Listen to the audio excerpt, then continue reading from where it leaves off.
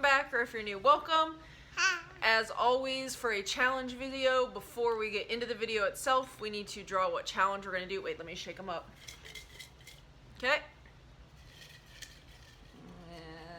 This one.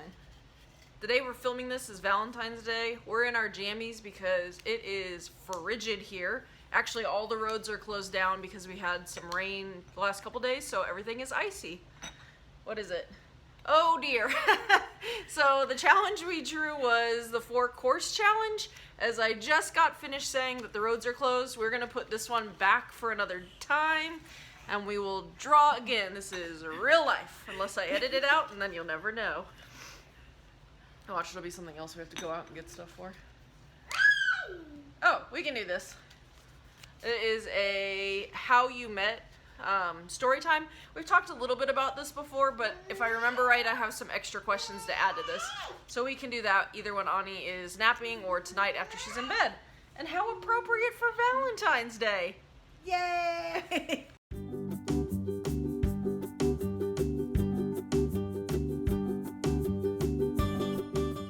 Alright, so it is Valentine's evening. Ani is in bed for the night. And we thought we would talk a little bit about how we met. Well, we have talked about that before. So we thought we would expand on it and share some things that we don't think we have talked about before, right? Sure. Okay. Do you want to talk about how we met? Sure. We actually met on a website. It was a, I can't remember, Plenty of Fish, I think it was the website that we used. Mm-hmm. I actually opened an account for that just to find friends. Yeah. I came here all by myself and I didn't know anyone, so I'm like, okay, I need to start making my social circle a little bit bigger than what it is right now. Well, you had met a couple people at school, Yes. but not outside of where you worked. Yes. And my friends in El Paso will remember this, but I have always been very social. My social group in El Paso. Okay, so my social group before was very big, and coming here was very different. I didn't know if I was going to be able to meet someone. I had never had a serious relationship before, so it was kind of just opening the door and see what is out there kind of thing. And I joined for similar reasons. Obviously, if I found somebody perfect for me, that was great. But if not, I was hoping to get at least a couple friends out of the deal. Biscuits with us. Our first child. Mm-hmm. So yeah, it was very very eye-opening for me. Just not. It was not what I was expecting to find on a page like that actually. But to tell you the truth, honey, there's something you didn't know. Back then, I didn't know what to look for. I was looking for friends on both sides, girls and boys. Men and women. Men and women. So it did. I don't know. I really enjoy socializing with a group, but most of them were very interested in other things that I was not. Yes, you get a lot of creeps. A lot of them. So you had had enough of the creeps, and you were actually about to like delete your Give profile, it up. right? Yeah, because it was overwhelming. Like, you go with the intention of meeting someone for the good reasons, and then you find all this bubble of not Different intentions. yes. We'll just leave Let's it keep at that. it like that. But yeah, so you were about to delete your profile. Yeah, I was just done with it. I'm like, I actually met with someone and they were really nice, but I think they were not interested in me at all. So I was like, okay, why push it? Yeah. So I was just, you know what, this is not it. I'm just gonna try and find someone in person. And I had gone on a date with somebody who I'm gonna nickname Garbage Car. And that should pretty much paint the picture there. But what happened? Obviously you didn't delete your account. No, I did not. I started looking. I'm like, just gonna give it one of those last shots and see. So on that webpage, they actually show you pictures and you can like them or dislike them. And I kept looking. I think that night before my planned delete account date, I was looking at some photos and I was like, not like, not like, not like. And then I go to a picture of this girl jumping. And I'm like, I don't know what you were jumping on. I think I was jumping off like a short fence in Australia. Yeah, you were. And I'm like, this looks interesting. So I click on her profile, look at her pictures. So she was very cute. And I'm like, okay. Like. And I left it like that. I think that was the only picture I actually liked that night. And I was like, let's see what happens. That's the only thing I did that night. No. Didn't you like show interest or That's something? the show interest one. Oh, that was what it was called? Yeah, I don't know. All I know interest. is I got a message that said so-and-so. I think it was showed interest, right? Wasn't that what it was? Mm-hmm. Showed interest in your profile. And in the past, I had never done anything with that because I think the way the website worked, I don't even really remember, is I think it was sort of like a precursor to what I understand like Tinder and Bumble and all that to be. Like you didn't swipe because it was on the computer, but showed interest was just like nothing, and normally it didn't lead to anything. So if somebody didn't direct message me, I normally didn't mess with it at all. Similar to that, I was just kind of tuning out from the website, but for whatever reason I clicked on her profile. You had almost no pictures. I had no pictures. You had one. Myself. Like, yeah, your profile picture. And I was like, I don't normally do that either, but whatever. And I just remember two of your interests were ducks and the Wicked Witch of the West. And I was like, that's interesting. And I don't remember what I messaged you, but it was something about ducks, right? Yes, I can't remember what Anyway, the message was. At any rate, I went ahead and messaged her back, took a chance, and we pretty quickly fell into messaging on the app. And we both agreed that that didn't ever seem to work very well long term. So we agreed to become exchange Facebook friends. I thought we did phone numbers first. Facebook friends, phone numbers, they were all pretty quick in succession. And then again, both of us from our previous experiences had learned with online dating, you fairly quickly want to decide whether or not you want to meet in person, because it's really easy to talk through the app, talk through text messages and all of that, and not ever actually meet the person.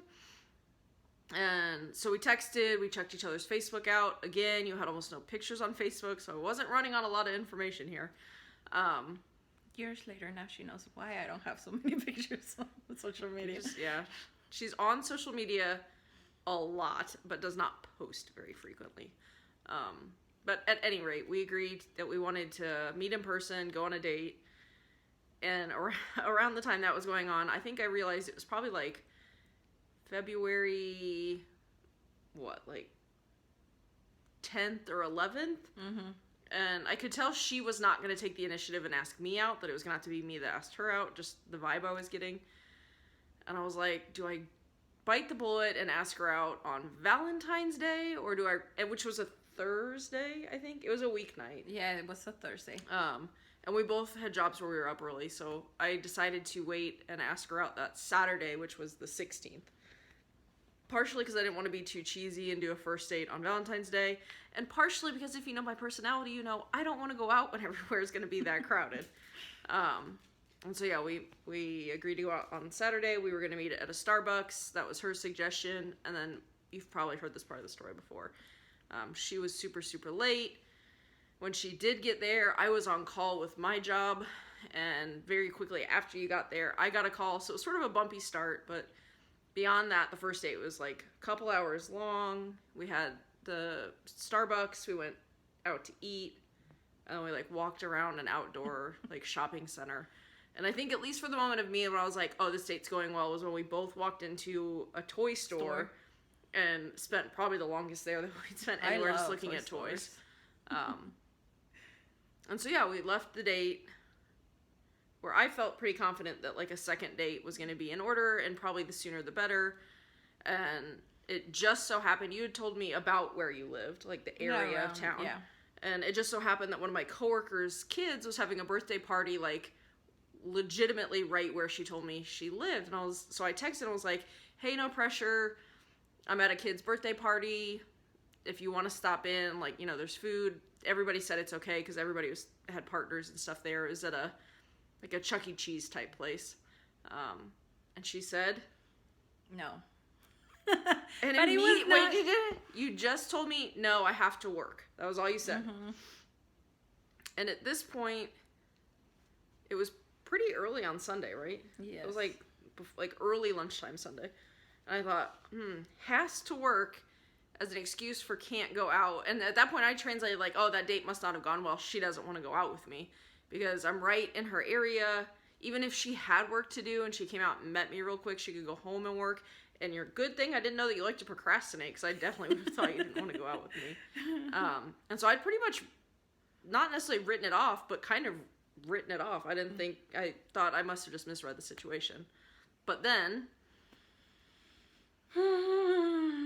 I had to work. I actually had, that weekend I brought home a whole box of stuff that I had to work, but you always procrastinate work till Sunday evening. You were partially using that as an excuse to just work off nerves.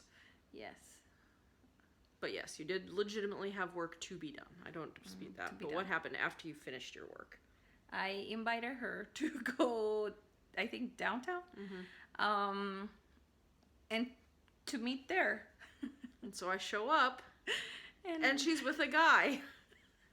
But come to find out, he's essentially your cousin. He's my cousin. We have known each other for and so I thought it was a little weird, but then I think it came up that you guys were roommates, and I just thought, oh, maybe she didn't want to, like, abandon him on a Sunday evening. I don't know. I didn't put too much thought into it at that point. I was just happy to get a date. And then we met up. That was on Sunday. We met up that Thursday for dinner.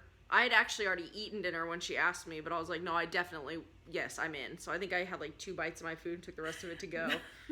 For me, it was one of the weirdest dates to have with her because she was falling asleep as I was talking to her. I was so tired. Yeah, I was tired and I was not hungry. But funny story, that Thursday date was the last date for probably, the next month that we went on with just the 2 of us. Because she brought her cousin on every single date after that. We took a road trip to a lake. We took a road trip to the beach. We did, like a local festival. All kinds of dates. We had many dates. Her cousin was always there, to the point where I was Googling and asking my coworkers of Mexican descent if it was a Mexican thing to have a family member along with you as a chaperone. Because I was so confused. How can I say this? Now that I think about it, she has been my first relationship and girl relationship. Or I wasn't your first relationship, but I was your first relationship with a girl. Relationship with a girl. Woman, whatever. It was awkward. Like, I didn't know how to act. You know what makes dating more awkward? Bringing a cousin with you. Oh. He was such a good sport, though. He's just always in the backseat playing on his phone as we're taking these, 2-3 hour drives to the beach.